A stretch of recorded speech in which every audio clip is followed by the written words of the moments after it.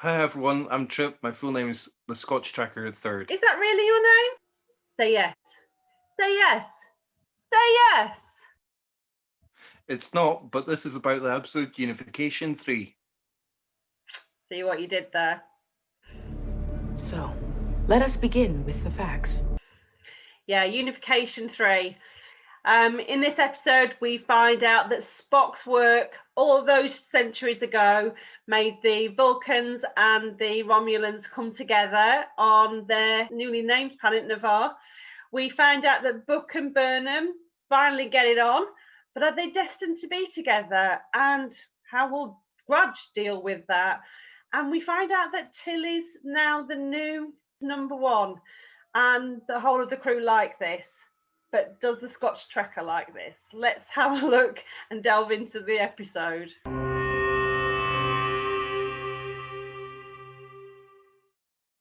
So, Scotch Trekker, what were your thoughts on this episode? My thoughts were that it was a good episode. I wish this episode included more action. Even just one scene would have been excellent, in my opinion. I also missed the humor from many of the previous episodes. Overall, there's too much crying, as well as missing the characters of Giorgio and Culber. However, on the whole, I enjoyed how it was basically a nice, subdued episode with plenty character development. I agree with a lot of that. Rewatching this episode, I didn't enjoy it as much as I thought I would do. I think you're influencing me. Don't like it. I don't like it. There's a lot of crying, but we'll go into that. I did have a question about, well, you watched the Unification two-parter before watching this one, so I wondered if that affected your watching of Unification 3, or if you noticed anything that's similar or whatever. I'm so pleased you recommended it, and if anybody has the chance to go back over it, it gives a lot more context to the Spock clip that you see in there, which is just, it's pure gold when you are watching something like Discovery and you see Leonard Nimoy in there, and it gives any Trek fan just goose pimples to see him in there anyway. I'm honored. It gives that real good context, because you can see that this wasn't just a sort of throwaway comment that he made. He broke away from his father. He didn't see his father die. There was so much there. It looked like he was a traitor. And you see all of that in that two-parter. So if anyone does have that chance to go back and look at that, it really just gives it just a solid foundation to this episode. So I really enjoyed that. So it was a good recommendation. So thank you for that. Okay, cool. What were your thoughts on this episode? So you've got two main parts to this episode. You've got Michael Burnham and her quest to get the data from the SP-19. You've also got the secondary story of Tilly becoming the first officer. Let's look at Burnham first. One of the things I've enjoyed about Star Trek in general is the number of different stories that have come through. And if you take something like Voyager, you take something like Enterprise or DS9, and TNG, you've got a lot of stories that focus on the different crew members. Whereas this episode has pretty much been carried by Burnham, and while she's an amazing actress and whilst she's a great character, I also know she's quite divisive among Star Trek fans, and it would be nice to see an episode that is not carried by her. I want to see more about the different crew members. I want to see more of what's going on the bridge. There's been hardly any of Stamets. Like you say, Culber's not there this time, Giorgio's not there this time, and Giorgio's quite clearly got a big story going on in the background. So to not see her at all that was a bit sad. I would have liked to have seen a bit more of that. I'm sure it's obviously coming, but it was another episode based around Burnham. So I want to see more about the other characters. You reminded me that there has been sort of an episode that's not carried by Burnham already in the season, which is the second episode, Far From Home. But yeah, I get your point. Like so many of the others are featuring her in such a lead part. Yeah, no, you're absolutely right, and that was purely about the Discovery finding her and getting through to her. Yeah, but the last few, I mean, even when Adira went through to the Trill homeworld, that she took Burnham with her, and whereas maybe Culber, it seems his moving towards a counselor role might have been a better fit for that episode. Anyway, moving on to this episode. I felt that the relationship between Burnham and her mum was, I didn't enjoy it. I thought back about the second series when she first got back in contact with her mum, and I rewatched the episode Perpetual Infinity. That's the one, Perpetual Infinity. And her mum, who has quite clear, as we know, had gone through all of those jumps, and she was struggling to get back and to rewrite and to recorrect, as in write, the timeline. She was almost dismissive of Burnham, whereas this time it's hugs and it's cuddles and it's you're my mum, you know me, tell them that I'm trustworthy. And I was like, this is such a different relationship, and it wasn't true. I didn't feel that it carried the relationship on from season 2. What were your thoughts on that one? I actually really liked the depiction of Burnham's mother in this episode, in contrast to what you were saying about it, I suppose. It reminded me of similar situations in which pre-established mentor-like characters have been featured in unusual time periods, like Guinan in the Time's Arrow two-parter in The Next Generation, and the Spock played by Leonard Nimoy in the 2009 Star Trek film. Yeah, I quite like that portrayal. Yeah, that's another way of looking at it. In my opinion, it's clear from Perpetual Infinity that Burnham's mum, Gabrielle, definitely has a lot of love and affection for her daughter, but is simply determined on a mission of stalk and control. The whole point of that mission, as far as Gabrielle Burnham sees it, is that they can be together, ultimately. So one factor to consider is that by the time of Unification III, her mission is finally completed, and she consequently doesn't have to worry about that anymore. Gabrielle Burnham does talk about how joining the Kowat Milat has an influence on her and helps her to feel more comfortable, like wherever she is and stuff like that. So yeah, I think that's had an effect on the characters since we've seen her last in Perpetual Infinity. Yeah, there's a really great line, and you raise a point there. That's good. And she says that you should sort of where you are, be where you are, wherever that may be. And I thought that was a really good. I thought that was actually quite apt for 2020, because a lot of us aren't where we would want to be, whether it's psychologically, whether it's physically. A lot of us want to be out with friends and family, or psychologically we want to be doing different things. So we've got to kind of accept where we are. So I thought that was a really nice line, actually. I think that's a great point you've made there. Thought that and Burnham raises this point, that piece of parenting, as she calls it, was lousy timing. She was trying to get Burnham to speak her truth, Did she have to do it in the middle of 50 people? Did she have to do it in front of everyone? And quite clearly she had to do it so that Trina saw that she was telling the truth, so that Trina was the one who gave her the data. But was this not a sidebar conversation that could be, you need to explain that you're struggling and they will see it, rather than sort of leading her towards it? I felt uncomfortable. Thoughts? Well, I felt uncomfortable a bit watching the quorum, but I think a lot of that was to do with the music that's used. I think especially initially.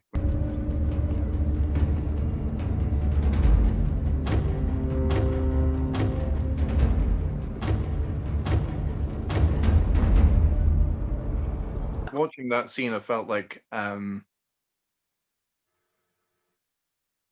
the music is sort of showing us how we should feel a bit much. And I watching it, I was like, I would quite like to form my own opinion on this. Thanks very much. I don't need the music to tell me how I should feel about it. I don't think it's the first time Discovery's done this. Yeah, I mentioned it in a previous episode that I felt that we were being led to make an opinion. So yeah, I noticed that as well. What did you think of the quorum? It was very well acted. I'm glad they included a female in the 3 members of the quorum. And I also liked the performance of the Tarina character. I thought she had like real chemistry with Saru as well. Yeah. So how did you feel about the quorum? It was really, really good. As a scene, it was quite dark. I just felt a little bit uncomfortable with how with the dynamics between Burnham and her mum.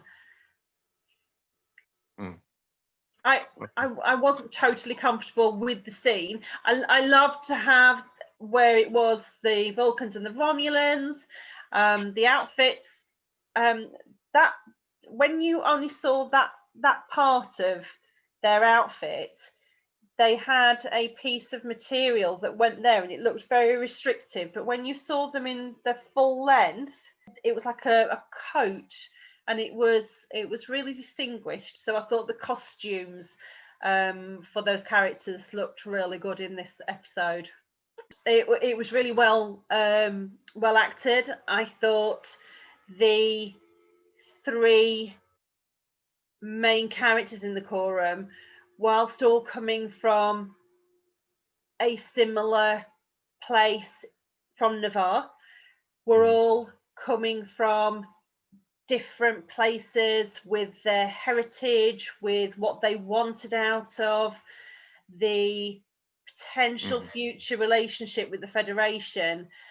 And ironically, it was the Romulan who, in every Star Trek episode I've ever seen, practically, it's the Romulans who are the enemies. He was the one that wanted to share the data, and it's the Vulcans, and that's what this episode is. It's the Vulcans who are sort of holding on to it. So I like that. It sort of turned it sort of itself on its head, but we are 900 years in the future of the future. Yeah, I think it's 931 years. If you're going to get exact, yeah. Discovery travels. Yes. So I like that. And Trina, yeah, I thought she was guarded. She was obviously pleased about it being Burnham, Spock's sister. So on that point, I wasn't sure why Burnham's the only person who can open diplomatic ties with the Romulan Vulcans, when the Federation surely is diplomats who have diplomatic training she doesn't have. I suppose it's that she's got that winning card, and that is that she is a sister of Spock, and Spock is evidently held in such high esteem that if the Federation have, and we don't know if they have, but if the Federation have tried in the past to open diplomatic channels in the past, and you've got faceless Federation diplomats who are there with their briefcases and their training, and they're sort of bent to the side heads and their cooing voices, is clearly not done anything. And then you've got Spock's sister, who, this revered character, she is going to get the foot in the door, but, and Tarina says this, you know, if this fails, the sister of Spock is going to be known as the one who failed. So that was, you know, it's not being taken lightly, this. You're not getting away with anything just because you are Spock's sister. They're going to challenge you as much as anybody else was going to be challenged. So that's how she got in. My thinking was maybe that they have tried sending diplomats, but they failed. Yeah, because this has been going on for a century, hasn't it? Yeah, if there are any ways to improve the relationship with Navarre, they would probably take it, whatever it was. Yes. The Vulcans were so central to the Federation as well. Yeah. At one point, Burnham says the stakes have never been higher than here. The stakes are so much higher now. But surely the stakes were higher when all organic life in the universe was put at risk of elimination in the second season. Yeah. But how many times has Star Trek had high stakes? That's like a Thursday for Star Trek, isn't it? Yeah, I mean, that's the kind of phrase. It's a bit of a twee phrase in Star Trek, isn't it? Did my crew and I risk our lives and work together in the past to save all sentient life in the universe? I noticed that the inclusion of Vulcan disproves speculation online that this season of Discovery might actually be set in an alternate reality. Yes, because in the films, didn't Vulcan get destroyed? Yeah.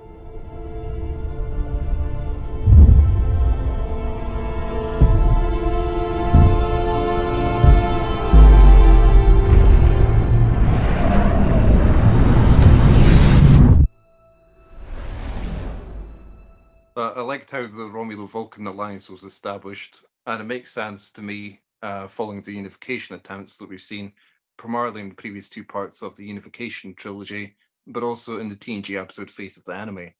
I also like the new Romulo-Vulcan emblem, which combines the Vulcan Idic symbol with the symbol of the Romulan Empire. The alliance, however, begs the question of whatever happened to the Remans. The shifts in track politics this season are continuing to make me hope that the timeline won't be reset at the end of the season. Yes, there is a difference. I noticed the term Romulo-Vulcan was used previously in the original series novel Unspoken Truth by Margaret Wander Bonanno. They've gone so far as to rename themselves now as Navarre. You'd know it by its former name, Vulcan. Navarre's a word that's been around in Trek lore for a while now. In the late 60s, there was a linguist called Dorothy Jones who put together quite a comprehensive Vulcan language, and she put the term together, and it kind of means two forms. So it looks at it from two aspects. So I liked this because what you've got is, whilst the Romulans and the Vulcans came from the same point, they diverted, and they have two aspects. They've got two viewpoints, and they've come together. Yeah. The Navarre's actually mentioned in Enterprise as well. There's an episode where T'Pol is wanted to go back to Vulcan. The Vulcan High Command want to take her back. And they send a Siroccan class, I think that's the phrase, and I will look it up. Sirocc class, thank you, my techie friend. My Sirocc class ship to go and get her. But actually what happens is she ends up putting herself between a gun and the captain of the Sirocc class ship Navarre, and she takes a bullet for him. And while she is not lauded for it, it means that she can stay on Enterprise, and it's quite a nice episode actually. And that's when, and they mention the Navarre there, and that's Shadows of Pajem. Cool. So it's the name of a ship.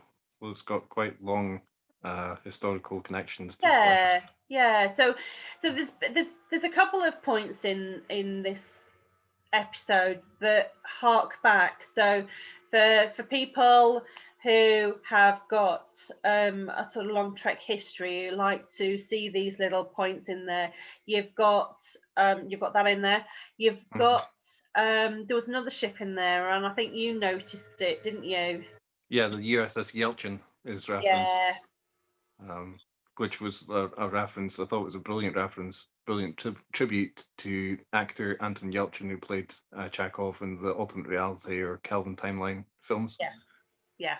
So I thought that was nice. I appreciated how many connections actually this episode has, including to Star Trek Picard, where Picard's actually referenced personally, and the whole concept of the Coat Millat and their way of candor comes from Star Trek Picard as well. Ambassador Spock, circa stardate 45825. Coordinates redacted.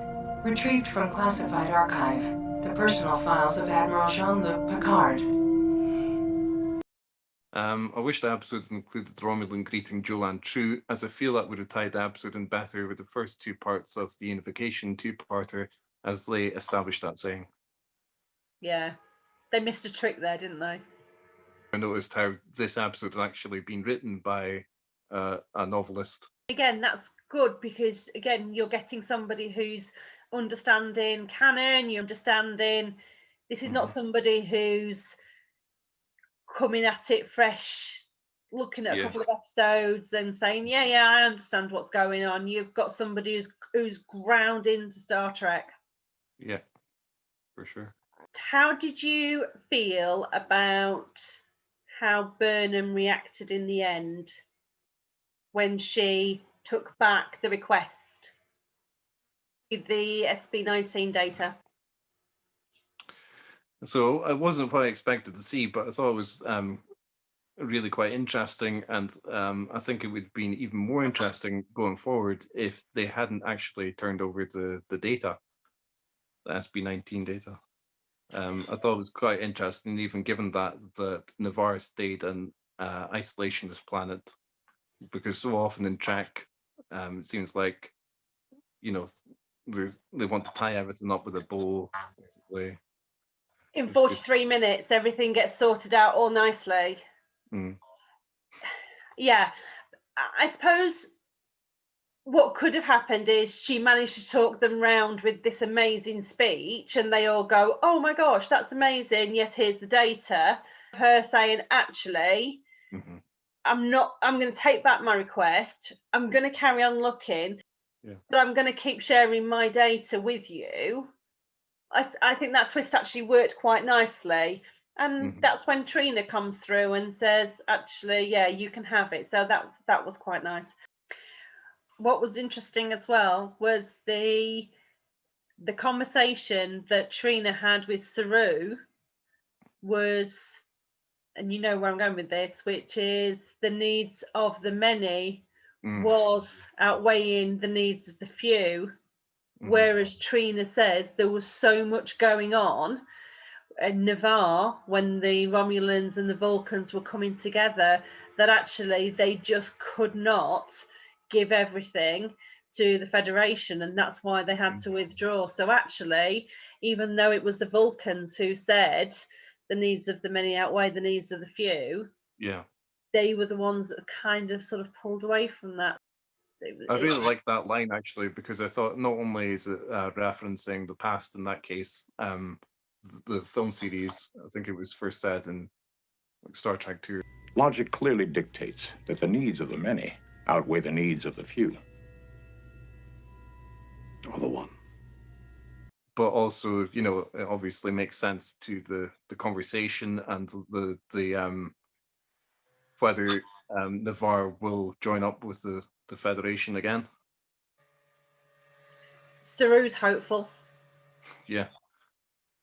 And that even though it was only in one episode, that short arc of Trina being a little bit wary when she first comes onto the bridge of the Discovery, and then towards the end when she's speaking to Saru and she wants to have more conversations with him. It's Saru who's done that. It's Burnham that's got the data, but I think it's Saru that's actually the one who's had the conversation with Trina. So it's not all been down to Burnham. And kind of leads into the second story within the episode, which I wanted to talk to you about, which is Tilly being made first officer. What did you think of that? I really like Tilly as a character, but yeah, so the only problem is having the problem with her becoming first officer. There were several options for that position, and I feel like the series opted for the most sentimental but logical one of those. Tilly's not only an ensign, but doesn't have the same amount of experience as many of the other officers aboard Discovery, as she admits. From the perspective of ranks held by the main characters, Stamets would have been the most logical choice, since he's a lieutenant commander, and no one in the show's main cast of characters holds a lower rank than Tilly. Personally, I would have liked to have seen Nielsen become first officer, as it would have given her more to do on the bridge and in the show, and she was the most in need of character development, in my opinion. Also, she does take the con in episodes preceding this. Tilly's promotion is a bit similar to Cadet Kirk being suddenly promoted to captain by Captain Pike in the 2009 Star Trek movie. And can you imagine what Harry Kim would think of it? He'd be devastated. Don't you see? History is repeating itself! All Harry wanted was to be recognised. And there he was, 7 years later, still an ensign. They get back to San Francisco and he's still an ensign. When Saru invites Tilly first into his office and says, I'm thinking about us, I'm asking you to be my first officer.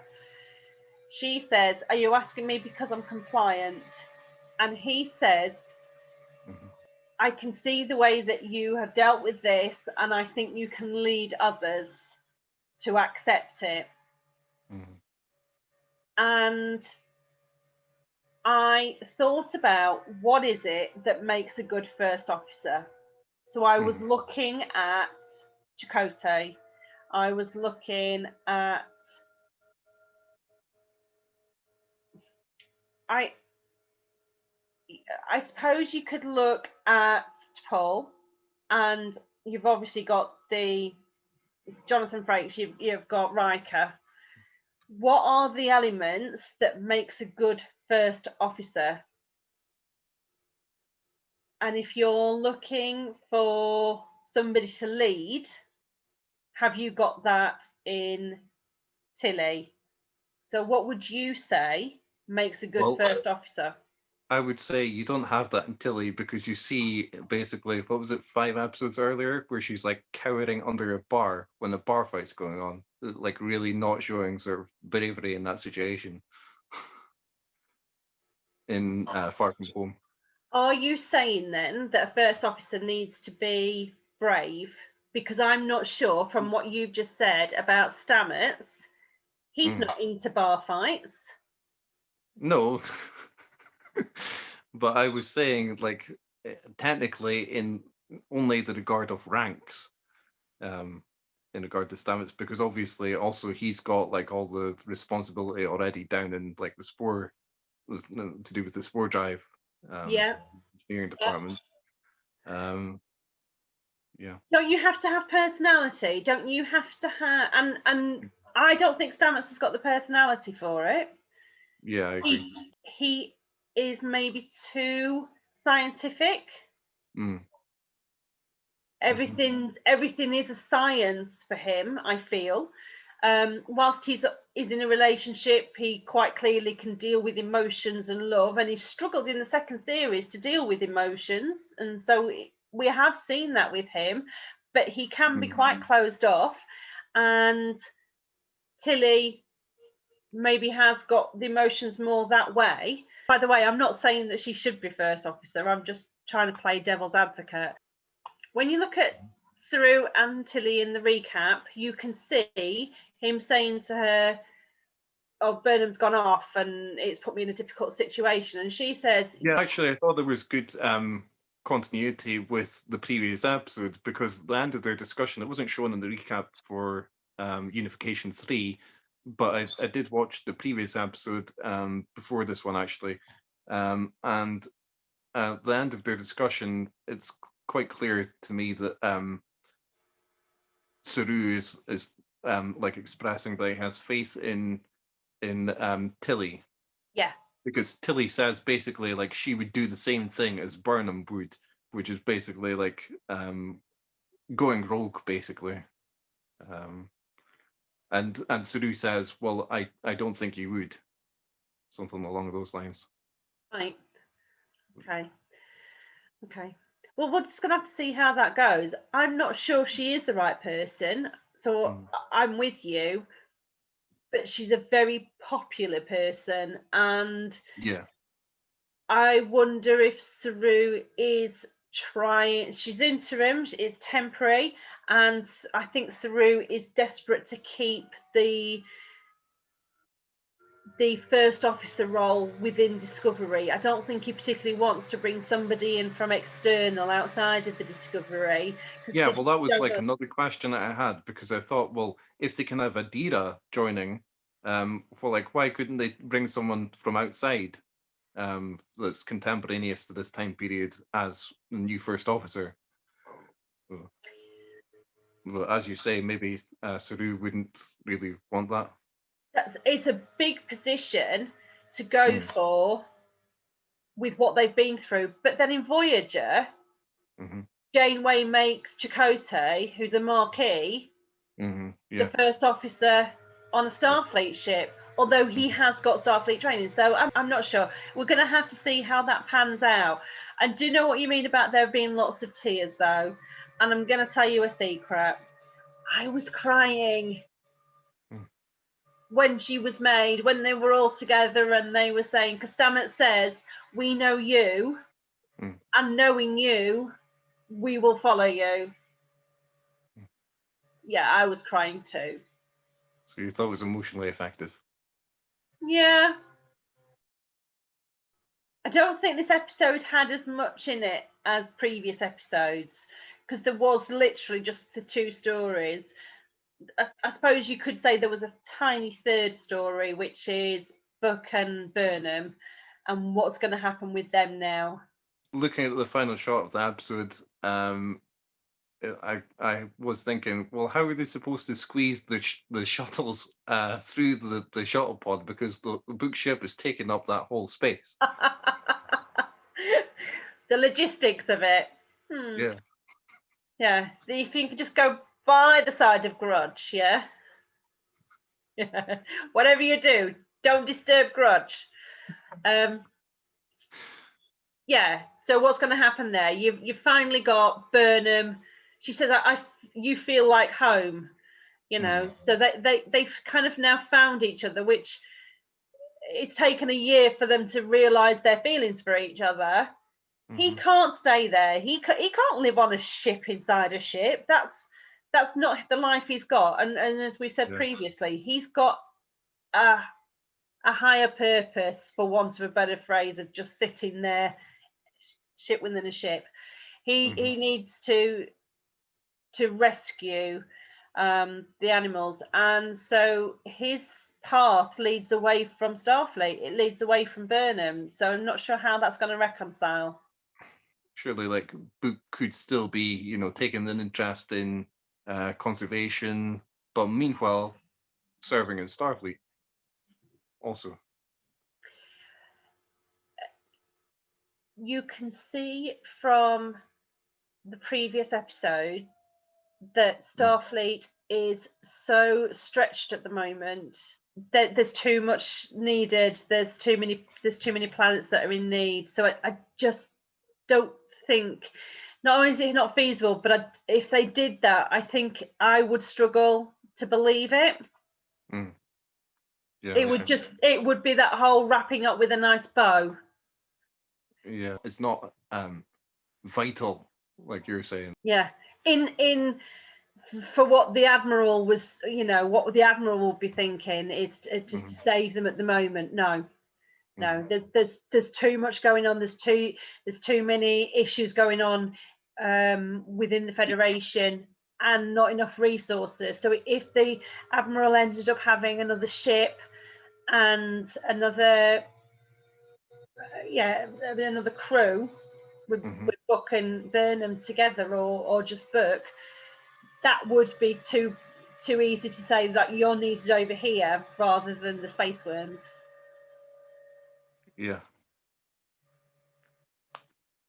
I would be surprised if he doesn't join Starfleet.